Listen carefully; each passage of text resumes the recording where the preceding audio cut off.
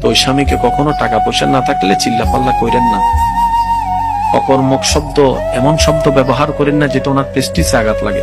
পুরুষ মানুষ আত্মসম্মান সইতে পারে না, আত্মসম্মান আঘাত লাগলে সইতে পারে না। গাইরাত একটা শব্দ আছে। আল্লাহ দেখেন মেয়েদেরকে এমন ধৈর্যশীল বানিয়েছেন।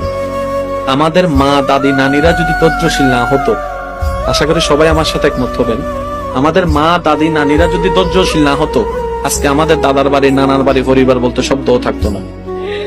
আল্লাহ ওনাদেরকে সে ক্যাপাসিটি দিয়েছেন যেখানে আপনি আমি একটা সুইয়ের ব্যথা সইতে পারি না, সেখানে আমাদের মা আমাদেরকে দুনিয়ার আলো দেখাতে হাড্ডি ভাঙার ব্যথার মতো মারাত্মক ব্যথা, মরণ যন্ত্রণার মতো ব্যথা সহ্য করে আমাদেরকে জন্ম দিয়েছেন।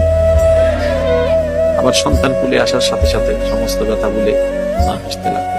এটা নারীদের দ্বারা সম্ভব,